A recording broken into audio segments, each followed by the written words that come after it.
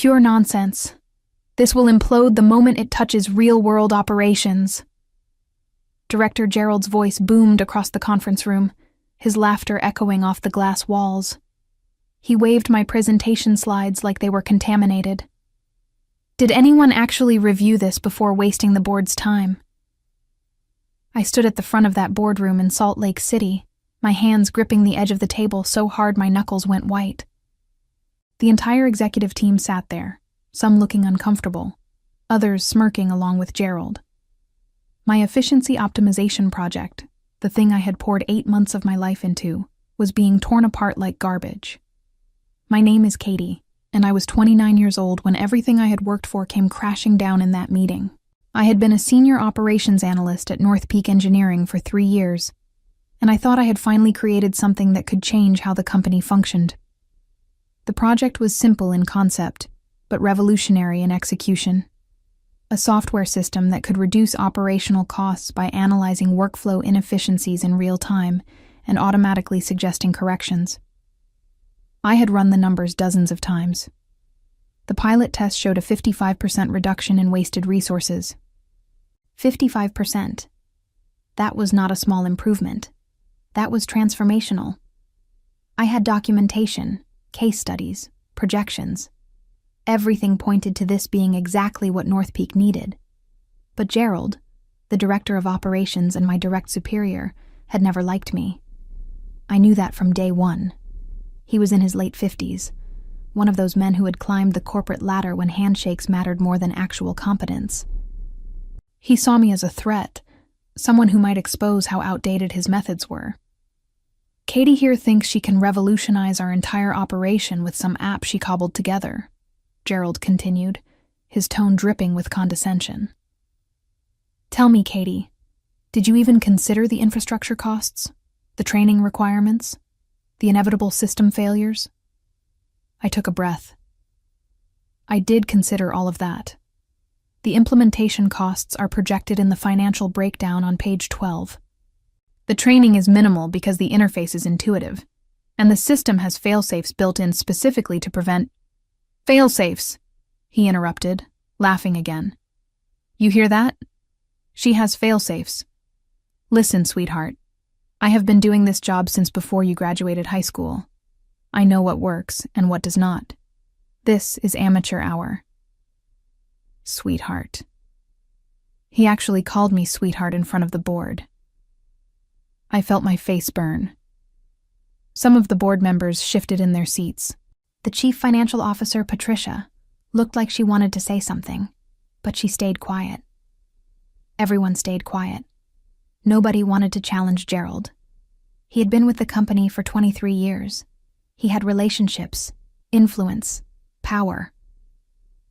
I looked around the room. The data supports this. If you would just look at the pilot results. The pilot results are meaningless, Gerald said flatly. You ran tests on a small team under controlled conditions. That proves nothing. In the real world, with actual pressure and actual stakes, this system would collapse. It is fundamentally flawed. How is it flawed? I asked. My voice came out steadier than I felt. Gerald leaned back in his chair, smiling like he had won.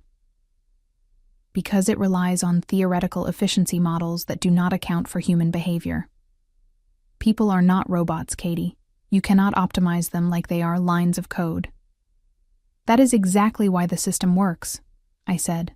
It does not force people into rigid processes. It adapts to how people actually work and finds inefficiencies in the gaps. It is designed around human behavior, not in spite of it.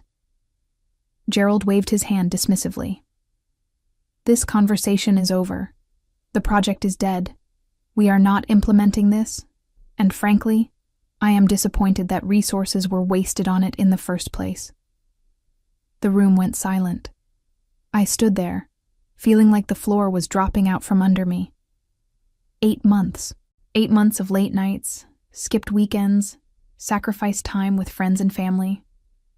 All of it dismissed in 15 minutes. I gathered my papers slowly, deliberately. My hands were shaking, but I kept my face neutral. I would not give Gerald the satisfaction of seeing me break down. "I am done then," I said quietly. Gerald looked up, surprised. "What?" "I am done," I repeated, louder this time. "If this company does not see the value in innovation, then I do not see the value in staying." Gerald's expression shifted from surprise to amusement. "Are you threatening to quit?" "I am not threatening anything. I am telling you that I am leaving, but you will hear from me in 8 months." "Is that a threat?" Gerald asked, his smile widening. "No," I said. "It is a promise." I walked out of that boardroom with my head high, even though inside I felt like I was falling apart. I cleaned out my desk that same afternoon. My coworkers watched me pack up my things, and a few came over to offer quiet words of support. They knew what had happened. Word spread fast in offices like that. My friend Jenna, who worked in the finance department, found me in the parking lot as I was loading boxes into my car. "Katie, wait. Are you really leaving?" "I am," I said. "But what about your project? You worked so hard on it." "Gerald killed it. There is nothing left to fight for here." Jenna looked upset. "That is so unfair. Everyone knows your project was solid. He just hated that you made him look bad." "I know," I said, "but it does not matter now. So what are you going to do?" I looked at her, and something inside me hardened into resolve. I am going to prove him wrong. I grew up in a small town outside Salt Lake City, the daughter of 2 public school teachers who taught me that hard work and integrity mattered more than anything else. My parents were not wealthy, but they made sure my younger brother and I had everything we needed. They taught us to value education, to question assumptions, and to never settle for mediocrity. I was always good with numbers and patterns. In high school, I took every math and computer science class available. My teachers encouraged me to apply to top engineering programs, but my family could not afford the out-of-state tuition. I went to the state university instead, worked 2 part-time jobs to cover expenses, and graduated with honors in industrial engineering. North Peak Engineering hired me right out of college. It was a mid-sized firm that specialized in logistics and supply chain optimization for manufacturing companies. The work was challenging, and I loved it. I threw myself into every project, learned from the senior analysts, and quickly moved up from junior analyst to senior analyst. But I also noticed things: inefficiencies, outdated processes, systems that had not been updated in years because nobody wanted to rock the boat. I started documenting these issues, looking for patterns, and within a year, I had identified dozens of areas where the company was hemorrhaging money. That was when I came up with the idea for the efficiency optimization system. It was not just software. It was a complete rethinking of how operations were managed. Instead of relying on quarterly reviews and static reports, the system would monitor workflows in real time, flag problems as they emerged, and suggest solutions based on predictive analytics. I pitched the idea to Gerald during one of our team meetings. He listened with a skeptical expression, then told me it sounded interesting but would require more research. I took that as permission to move forward. For the next 8 months, I worked on the project during every spare moment. I coded the prototype myself, learning new programming languages and data analysis techniques along the way. I ran small-scale tests with a few willing coworkers, refining the system based on their feedback. The results were undeniable. The system worked. I thought Gerald would be thrilled. I thought he would see this as a win for the entire department, something that would make us look good to the executive team. I was naive. Gerald saw it as a threat. If my system worked, it would expose how inefficient his management had been. It would show that there were better ways to do things, ways he had never considered. He could not let that happen. Looking back, I should have seen the warning signs. The way he dismissed my progress updates. The way he excluded me from key meetings. The way he subtly undermined my credibility with other team members. But I was too focused on the work to notice the politics. The day after I quit, I sat in my apartment and stared at my laptop. I had no job, no backup plan, and no idea what to do next. My savings could cover maybe 3 months of expenses if I was careful. After that, I would be in serious trouble. But I also had something Gerald did not expect. I had my project. The code, the data, the documentation, all of it was mine. I had worked on it outside of company time, using my own equipment and resources. North Peak had no legal claim to it. I opened my laptop and started researching. How do you start a company? How do you secure funding? How do you turn an idea into a real business? The learning curve was steep. I spent the next week buried in articles, videos, and podcasts about entrepreneurship. I joined online forums where startup founders shared advice. I reached out to former classmates who had gone into tech. I absorbed everything I could. One name kept coming up in my research. Vivian, a venture capitalist based in Salt Lake City, who specialized in early-stage tech startups. She had a reputation for taking risks on unconventional ideas. I found her email address and drafted a message introducing myself and my project. I rewrote it 7 times before finally hitting send. To my surprise, Vivian responded within 2 days. She wanted to meet. We met at a coffee shop downtown. Vivian was in her early 40s, sharply dressed, with an intensity that made me sit up straighter. She listened as I explained the efficiency optimization system, asked pointed questions about the technology and market potential, and then leaned back in her chair. "This is interesting," she said. "But why did you leave your job to pursue it?" I told her the truth. About Gerald, about the boardroom humiliation, about walking out with nothing but my pride. Vivian smiled. "Good. You have something to prove. That is the best motivation there is." She introduced me to 2 other investors, both of whom were intrigued by the project. Within 3 weeks, I had secured enough angel investment to register my own startup, rent a small office space, and hire 2 junior developers to help me scale the prototype. I named the company Streamline Solutions. Simple, direct, and exactly what we were offering. Those first few months were brutal. I worked 16-hour days, learning how to manage a team, handle investor expectations, and navigate legal requirements. I made mistakes. I miscalculated timelines. I burned through cash faster than I expected.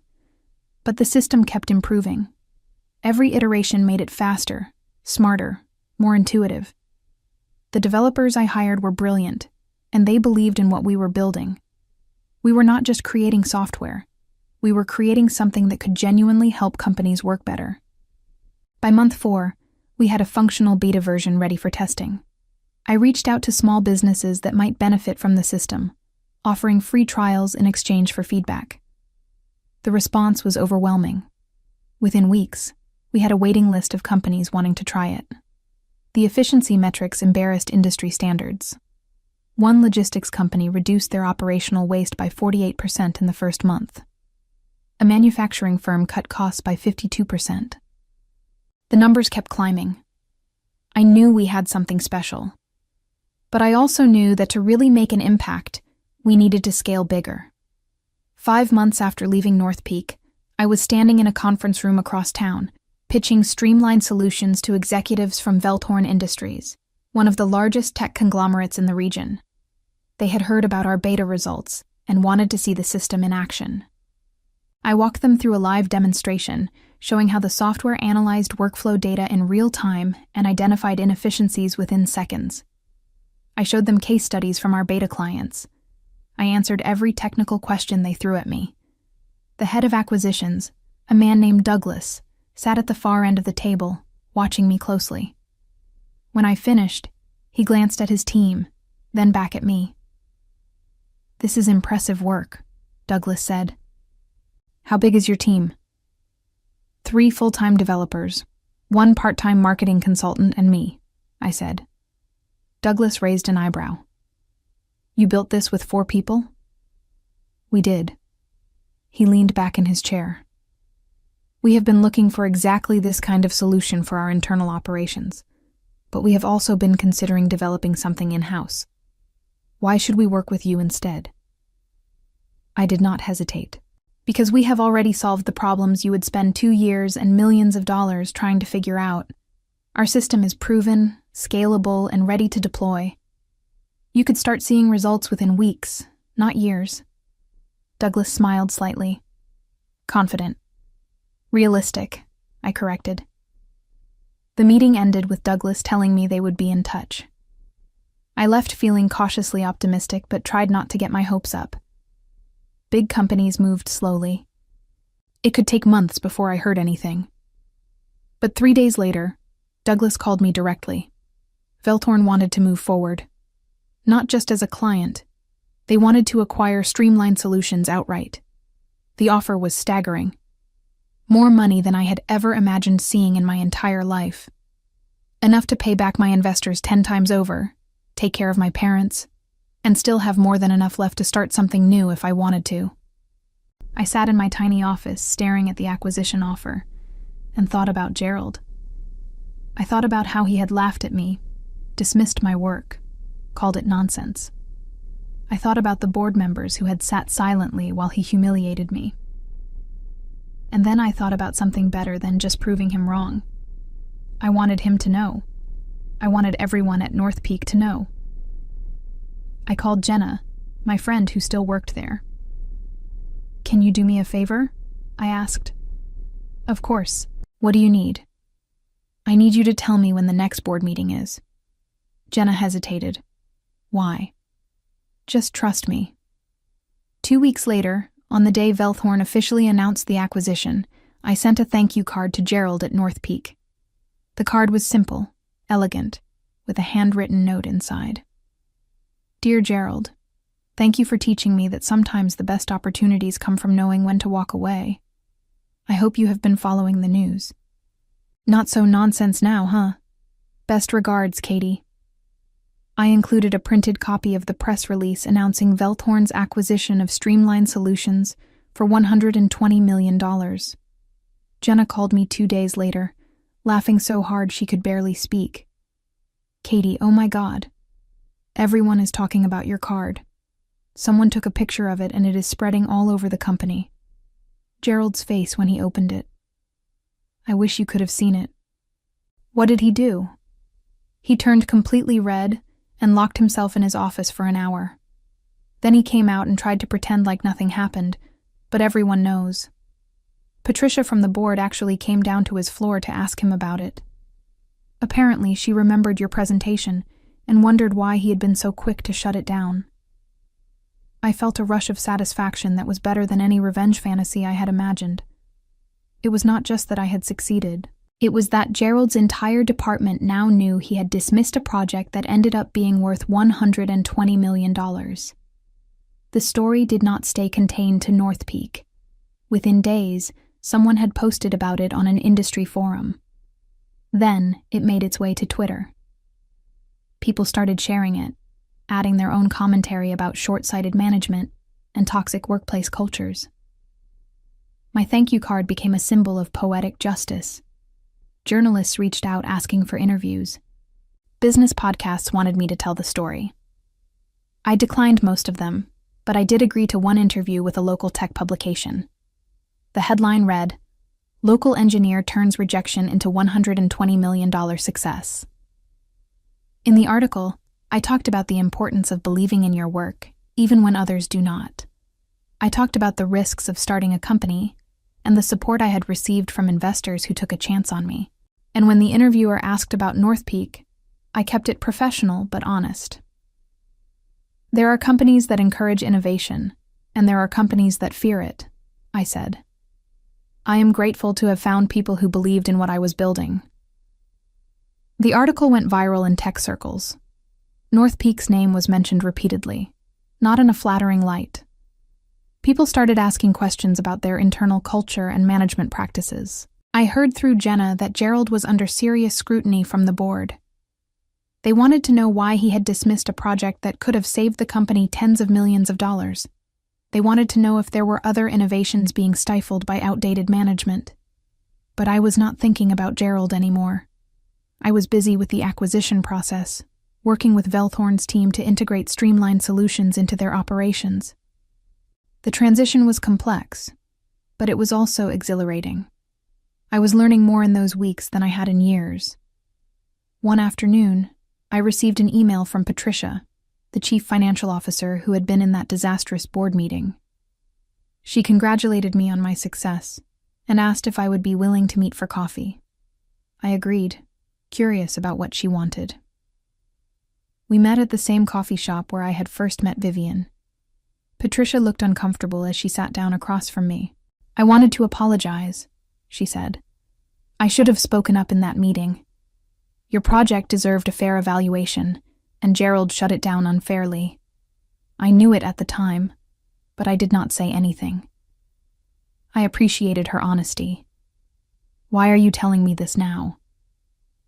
"Because what happened to you has made me realize how much we have lost by not challenging people like Gerald. You are not the first talented person he has driven away. You are just the first one whose success was impossible to ignore." We talked for over an hour. Patricia told me that North Peak was undergoing major changes, restructuring management and implementing new policies to encourage innovation. It was too little, too late for me, but maybe it would help the next person. As I left that meeting, I felt a sense of closure I had not expected. The revenge I had wanted was not really about hurting Gerald. It was about proving to myself that I had been right to believe in my work, that walking away had been the right choice, and that success was possible even when people tried to tear you down.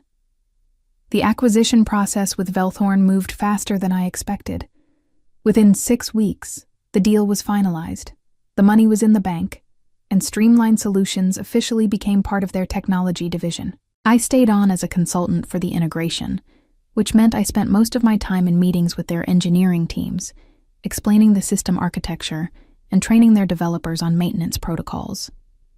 It was strange going from running my own small startup to being part of a massive corporation. Velthorn had thousands of employees, multiple office buildings, and layers of bureaucracy that made even simple decisions take weeks. But they also had resources I could never have accessed on my own: massive computing power, talented engineers, and distribution channels that could get the efficiency system into companies worldwide. Douglas, the head of acquisitions, became something of a mentor during those weeks. He invited me to strategy meetings where Velthorn executives discussed their long-term vision for operational technology. They saw my system as just the beginning, a foundation they could build on to create an entire suite of efficiency tools. During one of these meetings, Douglas asked me what I wanted to do next. "You could stay on permanently," he said. "Lead the development of the next generation of this technology. We would give you a team, a budget, and complete creative control." It was tempting. The security of a steady paycheck, the prestige of working for a major tech company, the opportunity to keep building on what I had started. But something held me back. "Can I think about it?" I asked. "Of course. Take your time." I left that meeting feeling conflicted. Part of me wanted to accept immediately. Another part remembered why I had left North Peak in the first place. The frustration of working within systems that did not value innovation. The exhaustion of fighting political battles just to get things done. That evening, I met Vivian for dinner at a restaurant downtown. She wanted to celebrate the acquisition, but she also sensed my hesitation about what came next. "You seem distracted," she said after we ordered. "I am trying to figure out what to do with my life," I admitted. "Velthorn wants me to stay on permanently. It is a great opportunity, but I am not sure if it is what I want." Vivian set down her wine glass and looked at me seriously. "What do you want?" "I do not know anymore. A year ago, I just wanted to build something that worked. Now I have done that, and I feel like I should be happier about it." "You are not happy." "I am proud of what we accomplished," I said carefully. "But I think I missed the challenge of building from scratch. Working for Velthorn feels safe, and safe feels boring." Vivian smiled. "Then do not take the safe route. You have the money now to take risks. You could start something completely new. You could invest in other founders. You could take a year off and travel the world." You have earned the freedom to choose." Her words stayed with me for days. I had spent so long focused on proving Gerald wrong that I had not thought about what I actually wanted beyond that. Now that I had succeeded, the path forward felt less clear. Meanwhile, the story about my thank you card continued to spread.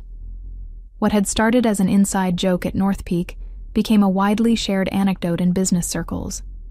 Someone created a meme using a screenshot of a news article about the acquisition with the caption, "Not so nonsense now, huh?" It got thousands of shares.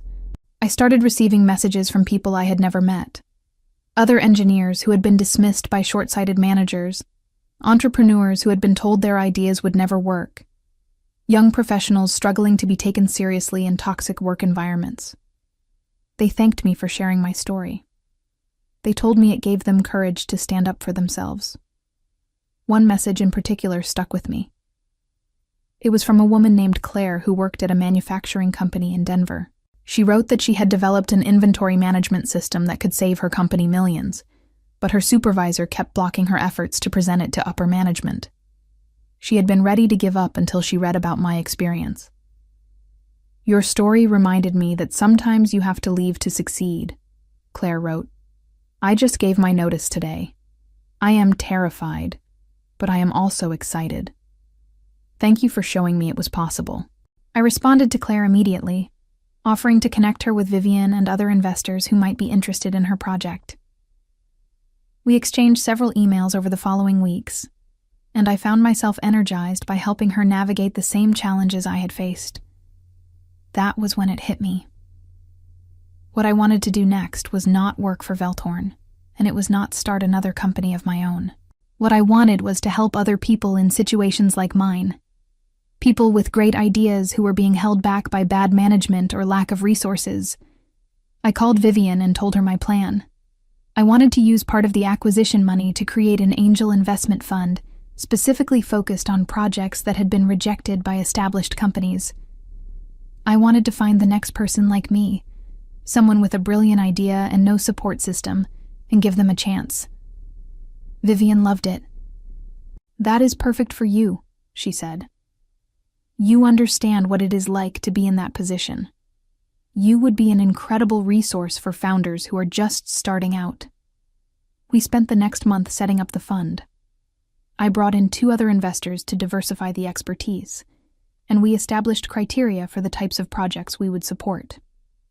Within weeks of announcing the fund, I was flooded with applications.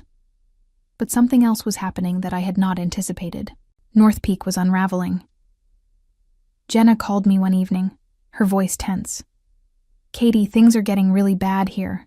Gerald is completely losing it." "What do you mean?" "After your card went viral, the board started asking questions about why he dismissed your project.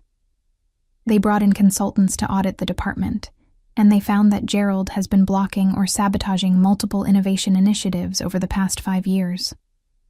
Projects that could have saved the company millions. Your situation was not unique. It was part of a pattern." I felt a chill. "He sabotaged other projects?"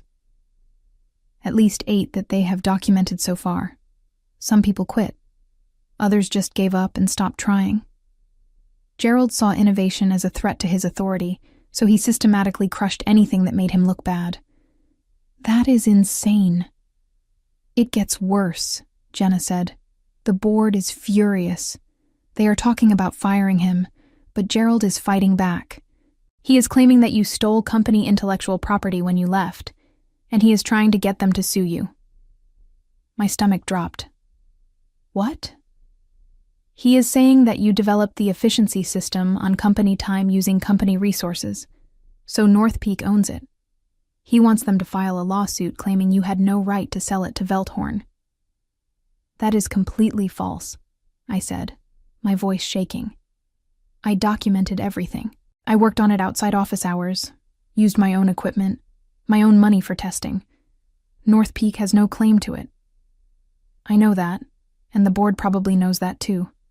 But Gerald is desperate. He thinks if he can make you look like a thief, it will take the heat off him." I hung up the phone feeling sick. I had thought the worst was behind me. I had thought winning meant I could move forward without looking back. But Gerald was not done fighting. The next morning, I received a letter from North Peak's legal team. It was exactly what Jenna had warned me about. A formal notice claiming that my efficiency optimization system was developed using company resources and therefore constituted company intellectual property. They were demanding that I cease any further commercialization of the system and provide documentation proving otherwise. The letter was signed by North Peak's chief legal counsel, but I could practically hear Gerald's voice in every line. This was his last-ditch effort to destroy what I had built. I immediately called the lawyer I had worked with during the Velthorn acquisition, a sharp woman named Beverly, who specialized in intellectual property cases. I forwarded her the letter and waited anxiously for her response. Beverly called me back within 2 hours. "This is garbage," she said bluntly. "They have no case, but we need to take it seriously because even a frivolous lawsuit can cause problems." "What kind of problems?" "Velthorn might get nervous about the acquisition. Business partners might hesitate to work with you. And fighting a lawsuit is expensive and time-consuming even when you know you are going to win." "So what do I do?" "We respond aggressively. We show them that we have ironclad documentation proving you developed this system independently. And we make it clear that if they pursue this, we will countersue for harassment and damage to your reputation." Beverly was as good as her word. Within 3 days, she had compiled a comprehensive response package that included time-stamped files showing when I had worked on the project, receipts for equipment and software I had purchased, emails proving I had sought legal advice before leaving North Peak to ensure I was not violating any contracts, and testimony from my developers confirming that the current version of the system was substantially different from anything that had existed during my time at North Peak. But Beverly also did something I had not expected. She filed a formal complaint with the Utah State Bar, alleging that North Peak's legal team was pursuing a case they knew had no merit solely to harass a former employee. It was a bold move, but Beverly insisted it was necessary. "We need to show them we are not backing down," she explained. "Companies like North Peak count on people being too scared or too broke to fight back. You have resources now. Use them." The complaint sent shockwaves through North Peak. According to Jenna, the board was furious when they learned about it. They had not fully understood the weakness of Gerald's claims when they authorized the legal letter, and now they were facing potential sanctions from the state bar.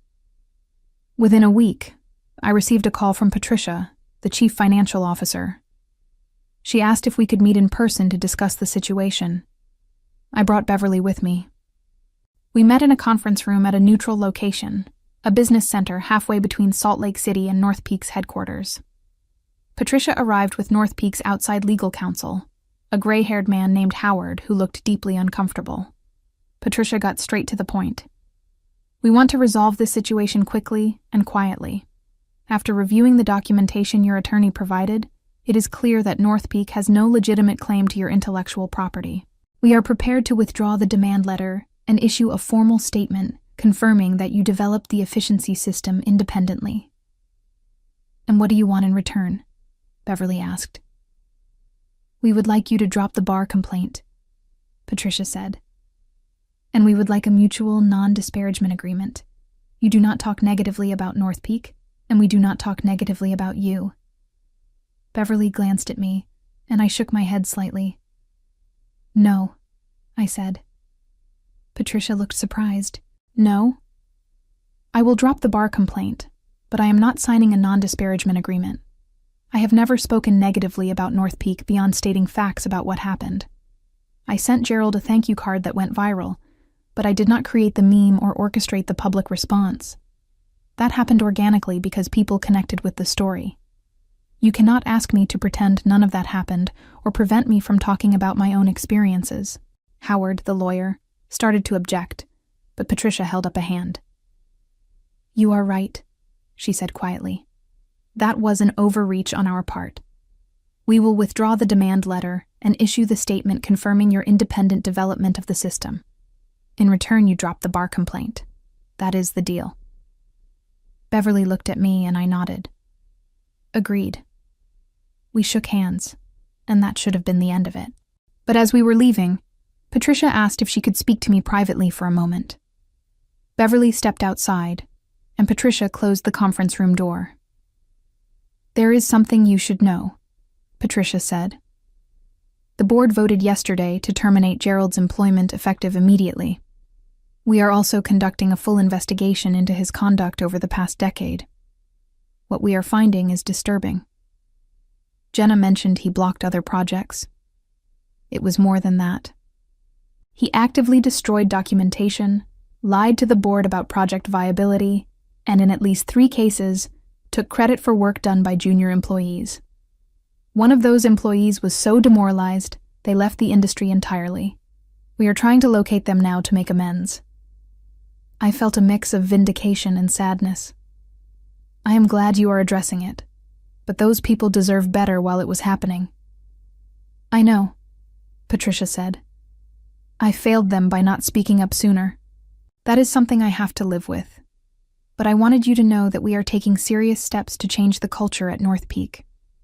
We have implemented new policies, brought in outside consultants, and we are actively recruiting diverse talent to rebuild the operations department." "Why are you telling me this?" Patricia hesitated. "Because I wanted to ask if you would consider consulting for us. Not permanently, but perhaps helping us establish better processes for evaluating innovation proposals. You have insight into what went wrong, and you could help us fix it." I considered her offer for a long moment. Part of me wanted nothing to do with North Peak ever again. But another part saw an opportunity to actually make a difference, to prevent what happened to me from happening to someone else. "I will think about it," I said finally. "But I am not making any promises." "That is fair." News of Gerald's termination spread through industry circles within days. Unlike my story, which had been shared as inspiration, Gerald's downfall was shared as a cautionary tale. Articles appeared in business publications about the dangers of toxic management and the importance of fostering innovation. North Peak was mentioned frequently, usually as an example of what not to do. I tried not to pay attention to it, but it was hard to ignore. People kept sending me links to articles and social media posts. One particularly viral thread on Twitter documented multiple cases of talented engineers being driven out of companies by insecure managers, with my story cited as the most dramatic example. Gerald himself disappeared from public view. His LinkedIn profile went dark. He did not respond to interview requests from journalists. According to Jenna, he had hired a crisis management firm to try to rehabilitate his reputation, but it was not working. Too many former employees were coming forward with their own stories of how he had treated them. I should have felt satisfaction, but mostly I felt exhausted. The whole situation had consumed months of my life, and I was ready to move forward. I wanted to focus on my new investment fund and helping other entrepreneurs succeed. But then something unexpected happened that changed everything. I received an email from someone named Thomas, who identified himself as Gerald's nephew. The email was brief, but intriguing. Thomas wanted to meet with me to discuss something important about his uncle. He said it was not a trick or an attempt to make me feel guilty. He had information I needed to hear. Beverly advised me not to respond. It could be a setup, she warned. Gerald might be trying to gather ammunition for another legal attack. But my curiosity got the better of me. I agreed to meet Thomas in a public place, the same coffee shop where I had met Vivian and Patricia. I brought Beverly with me, and we arrived early to scope out the location. Thomas showed up exactly on time. He was in his mid-30s, dressed casually in jeans and a sweater, and he looked nervous. He ordered coffee and sat down across from us. "Thank you for meeting with me," Thomas said. "I know this is strange." "What do you want?" Beverly asked directly. Thomas took a breath. "I want to tell you something about my uncle that might help you understand why he acted the way he did. I am not excusing his behavior. What he did to you and others was wrong. But I think you deserve to know the full story." I leaned forward slightly. "I am listening. 20 years ago, My uncle developed a revolutionary medical diagnostic tool while working at a hospital in Boston. It was brilliant, genuinely groundbreaking. He spent 2 years perfecting it, and when he finally presented it to the hospital administration, they loved it. Thomas paused, his expression pained. But then the hospital's chief of staff took the project away from him. The man claimed that since Gerald had developed it while employed by the hospital, it belonged to them. They cut Gerald out entirely, gave the project to someone else to commercialize, and that person made millions from it. Gerald got nothing, not even credit. I felt my stomach twist. So that is why he was so paranoid about innovation. He never recovered from it, Thomas said.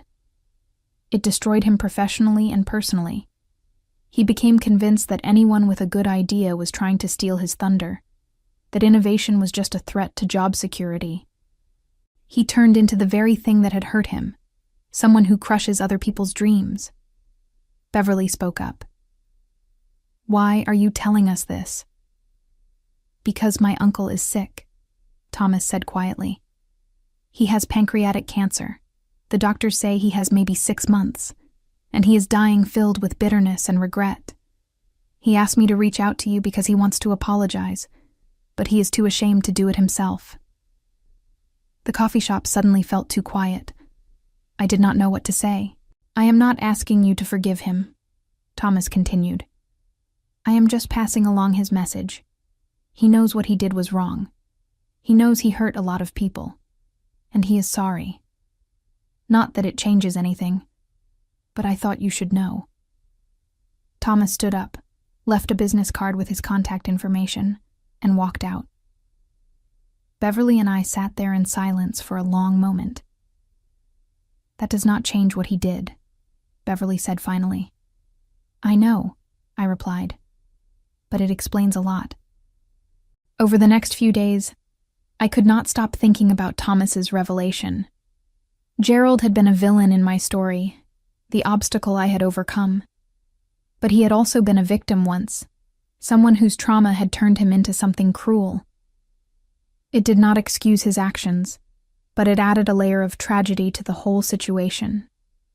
I talked it over with Vivian, with Jenna, with my parents. Everyone had different opinions about whether I should reach out to Gerald or simply let it go. In the end, I decided to write him a letter. I did not forgive him. I did not pretend that what he did was acceptable. But I acknowledged that I understood, at least partly, where his fear came from. And I told him that I hoped he could find some peace in whatever time he had left. I mailed the letter not knowing if he would read it or how he would respond. A week later, I received a short handwritten note back. It simply said, "Thank you. I am glad you succeeded. I hope you help others do the same." That was the last communication I ever had with Gerald. 3 months after my exchange of letters with Gerald, I was sitting in my new office space in downtown Salt Lake City, reviewing applications for the Angel Investment Fund. The space was modest but bright, with large windows overlooking the city and enough room for a small team. I had hired 2 associates to help me evaluate proposals and manage the portfolio, both young professionals who reminded me of myself at their age, hungry, driven, and tired of being overlooked by traditional investors. The fund had received over 200 applications in its first quarter. Stories poured in from engineers, designers, healthcare workers, teachers, people from every industry imaginable who had developed solutions to real problems only to be dismissed by the gatekeepers in their fields. Reading their proposals was like looking into a mirror. I saw my own frustration and determination reflected in every page. One application stood out immediately. It came from a woman named Bethany who worked as a nurse in Phoenix. She had developed a patient monitoring system that could predict complications hours before they became critical, potentially saving thousands of lives.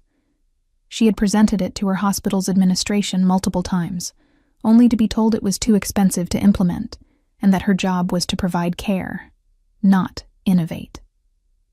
I called Bethany that afternoon. She answered on the second ring, her voice cautious. "Is this really Katie?" she asked. "It is," I read your application. Your monitoring system is exactly the kind of project we want to support. Can you walk me through how it works? Bethany's caution dissolved into excitement as she explained the technical details. The system used existing patient data to identify patterns that human observers often missed. It was elegant, efficient, and could be integrated into current hospital infrastructure with minimal disruption. Why did your hospital reject this? I asked, though I already knew the answer.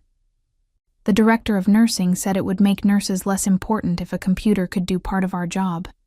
She saw it as a threat instead of a tool. I tried explaining that it would free us up to spend more time with patients, but she would not listen. Have you thought about leaving and developing this independently? Bethany laughed bitterly. On a nurse's salary? I have student loans and rent. I barely have savings. Starting a company is not something people like me get to do. What if you had funding? I asked. What if someone covered your living expenses for 6 months and gave you seed money to build a prototype? The line went quiet for a moment. Are you serious? Completely serious. Send me your technical specifications and a detailed budget. If everything checks out, we will make you an offer within 2 weeks. Bethany started crying. Thank you. You have no idea what this means. But I did know. I knew exactly what it meant. Over the next several weeks, I worked with Bethany to structure the investment and set up her company.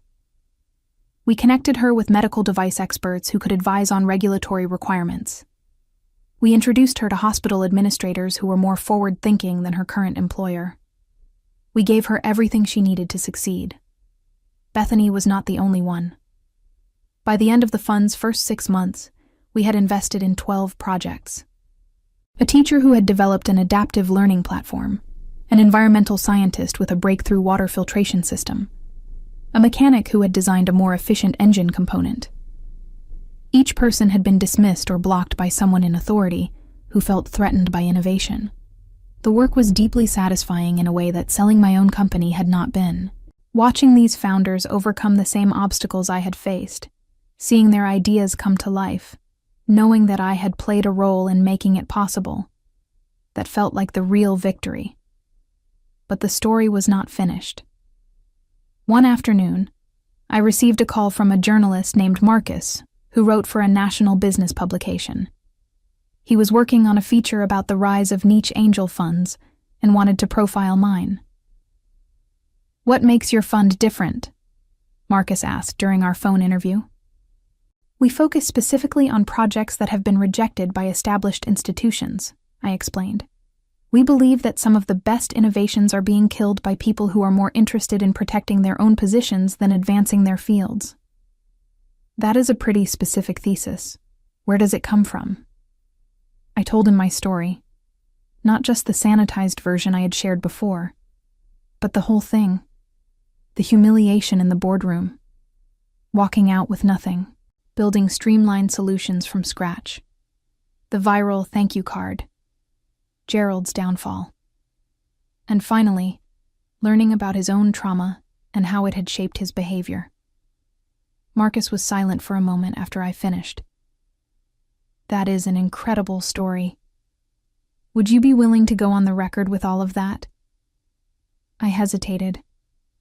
I had been careful about how much I shared publicly, but something about this moment felt right. The fund was succeeding. The people I was helping were thriving. Maybe it was time to tell the full story. Yes, I said. I will go on the record. The article came out 6 weeks later. Marcus had done an exceptional job, weaving together my personal journey with profiles of the founders I was now supporting.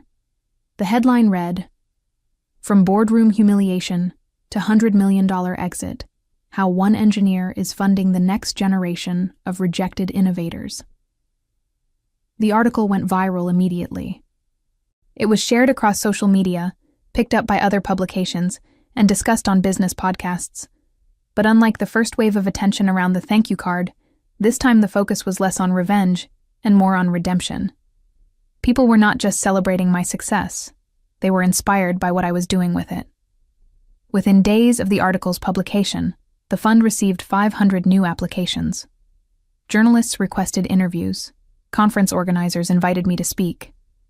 Venture capital firms reached out asking how they could partner with us, but the most meaningful response came from the people I had helped. Bethany sent me a video message showing her patient monitoring system being tested at a hospital in Phoenix. The teacher I had funded had her adaptive learning platform, adopted by an entire school district. The environmental scientist was in talks with a major nonprofit about deploying her water filtration system in developing countries. These were not just business successes. They were lives being saved, children learning better, communities getting access to clean water. The ripple effects of supporting these innovations went far beyond anything I could have anticipated. 8 months after I had walked out of that boardroom at North Peak, I found myself standing on a stage at a technology conference in San Francisco. The event organizers had asked me to give a keynote address about overcoming obstacles in innovation. The auditorium was packed with over 1,000 people. I looked out at the audience and saw faces that reminded me of my younger self, ambitious, uncertain, hungry for validation. I saw people who had probably been dismissed or discouraged, people who wondered if their ideas were worth fighting for. I told them my story. I started with the moment Gerald had called my project nonsense and laughed in front of the board.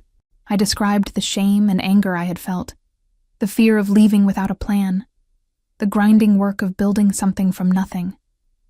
I talked about the vindication of the acquisition and the unexpected complexity of learning about Gerald's own trauma. Revenge is satisfying, I said, but it is also hollow if that is all you achieve. The real victory is not in proving someone wrong. It is in building something meaningful that outlasts the conflict. It is in using your success to lift up other people who are in the position you once were. I talked about the investment fund and the founders we were supporting.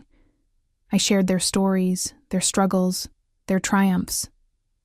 The audience listened with rapt attention, and I could see some people wiping away tears. When I finished, the applause was deafening. People stood, and the ovation continued for what felt like minutes. As I walked off stage, conference attendees lined up to talk to me. They shared their own stories of being dismissed or overlooked. They asked for advice. They thanked me for giving them hope. One woman, probably in her early 40s, waited until everyone else had gone. "I work at a pharmaceutical company," she said. "I developed a drug delivery system that could reduce side effects for chemotherapy patients. My supervisor buried it because he said it would cannibalize existing products. I was about to give up, but after hearing you speak, I am going to fight for it, even if that means leaving." I gave her my business card. "Send me your proposal. Let us see if we can help." She looked at the card like it was made of gold. "Thank you. You have no idea what this means." But I did know. I knew exactly what it meant. The conference marked a turning point. After San Francisco, speaking invitations poured in from around the country. I gave talks at universities, corporate events, and startup accelerators. Each time I shared not just the story of my success, but the lessons I had learned about resilience, integrity, and using power responsibly. The investment fund grew beyond what I had imagined. We raised a second round of capital, expanded our team, and broadened our focus to include not just rejected innovators, but also underrepresented founders who struggled to access traditional funding. Within a year, our portfolio included 35 companies across 15 industries.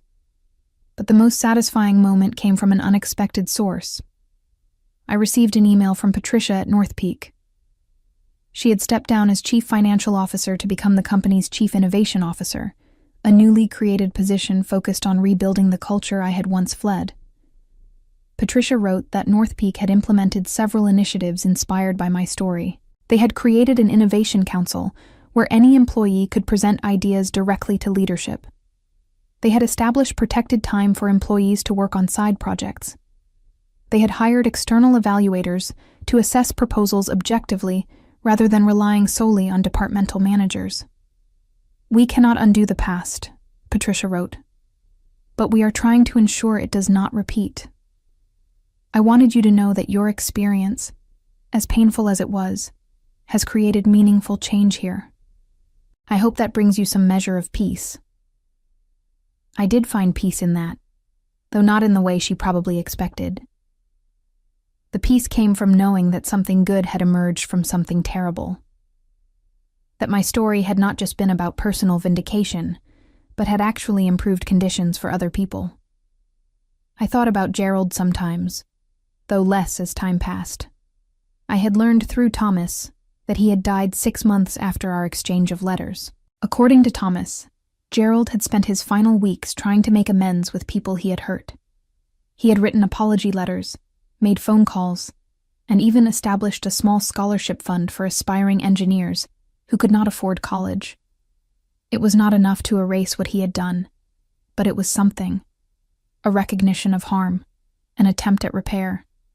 More than many people in his position ever managed. One evening, almost a year after everything had started, I sat in my office reviewing the quarter's results. The fund had performed beyond projections. 3 of our portfolio companies had been acquired by larger firms. 5 others had reached profitability. 2 were on track for initial public offerings within the next 18 months. But the numbers that mattered most were different. Bethany's patient monitoring system had been deployed in 20 hospitals and had already detected early warning signs that saved 43 lives. The adaptive learning platform had improved test scores for over 5,000 students. The water filtration system was providing clean drinking water to 3 villages in East Africa.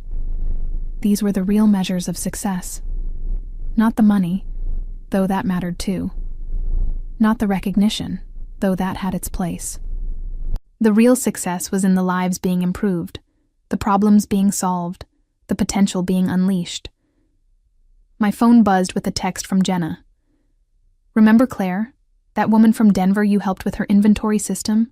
Her company just got acquired. She wanted me to tell you thanks." I smiled. Claire had been one of the first people I had helped after starting the fund.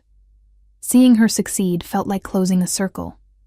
I thought back to that moment in the boardroom when Gerald had called my project nonsense.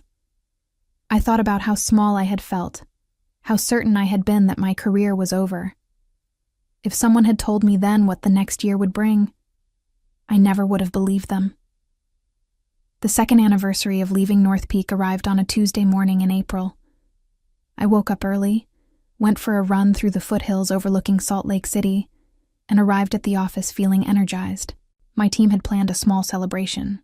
Nothing elaborate, just cake and a chance to reflect on how far we had come. But before the celebration, I had one meeting scheduled. A young man named Jordan had flown in from Seattle to pitch his project. He was 24, fresh out of college, and working as a junior engineer at an aerospace company.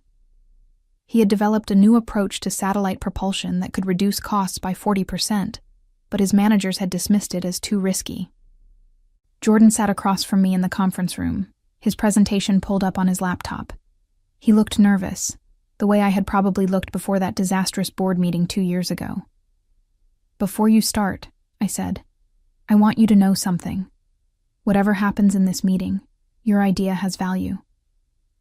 Whether we fund it or not, whether it succeeds or not, the fact that you developed it and had the courage to pursue it matters.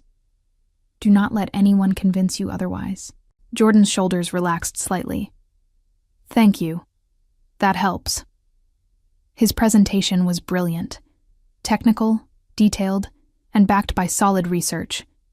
He had clearly spent months developing the concept and running simulations. As he spoke, I could see the passion and intelligence that had gone into the work. When he finished, I did not make him wait. "We are going to fund this," I said. "Let us talk about next steps." Jordan looked stunned. "Really? That is it? You do not need to review it with your team or run more analysis?" "I trust my instincts," I said. "And I trust that someone talented enough to develop this system is talented enough to build a company around it. We will do proper due diligence, of course, but I am confident this is exactly the kind of project we want to support." After Jordan left, practically floating out of the office, my team gathered for the anniversary celebration. We cut the cake, shared stories about our favorite portfolio companies, and talked about plans for the year ahead. One of my associates, a sharp woman named Kira, raised her glass. To Katie, who turned rejection into revolution. Everyone laughed and clinked glasses, but I shook my head. It was not a revolution. It was just refusing to accept someone else's limitations. And it was not just me. It was every person who took a chance when the safe path was giving up. That is what we celebrate today. As the celebration wound down, I returned to my office and found an envelope on my desk. It was hand-delivered, according to the note from reception. Inside was a letter with no return address. I opened it carefully. The handwriting was shaky but legible. Dear Katie, you do not know me, but I worked with your Uncle Gerald for 8 years. I want you to know that before he died, he talked about you often. He said you had done what he could not, turned being wronged into something constructive instead of destructive. He was proud of you, though he knew he had no right to be. I thought you should know that. Sincerely, a former colleague. I read the letter twice, then folded it carefully and put it in my desk drawer. I was not sure how I felt about it. Proud, maybe. Sad, definitely. But also grateful, in a strange way, that even Gerald had found some measure of redemption before the end. My phone buzzed again. This time it was a message from Douglas at Velthorn. Just saw your name on the list of speakers for the Global Innovation Summit. Proud to see how far you have come. The efficiency system you built is now being used by over 200 companies worldwide. You changed the industry. I typed back a quick thank you, then looked around my office. The walls were covered with photos of the founders we had funded, their faces bright with hope and determination. A corkboard held thank you notes, news articles about successful exits, and printouts of lives saved or improved by the innovations we had supported. This was what success looked like. Not a viral meme or a dramatic confrontation, though those had their place in the story. Real success was measured in opportunities created, in potential unlocked, in systems changed for the better. I thought about the advice I would give my younger self, if I could go back to that moment in the boardroom. I would tell her that Gerald's laughter did not define her worth, that walking away was not failure, but the first step toward something better, that the pain of rejection would fuel not just revenge, but purpose. I would tell her that 8 months later, everything would be different. Not perfect, not without complications, but profoundly better. That she would build not just one successful company, but an entire ecosystem of innovation. That she would help dozens of people achieve their own versions of what she had accomplished. And I would tell her that the thank you card, that simple, petty gesture of triumph, would end up meaning less than the thousands of thank yous that would come later from people whose lives she had helped change.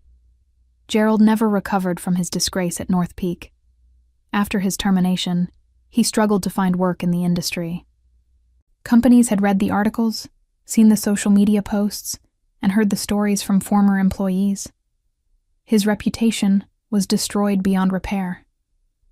He spent his remaining months trying to make amends, writing apology letters, and reaching out to people he had hurt. Some accepted his apologies, others did not. When he died, his obituary mentioned his early career achievements, but conspicuously avoided discussing his later years. The consulting firm he had hired to rehabilitate his image quietly closed his file. In the end, Gerald's legacy was not the decades he spent in management, but the cautionary tale he became about the cost of crushing innovation to protect ego. As for me, I continued building something that mattered.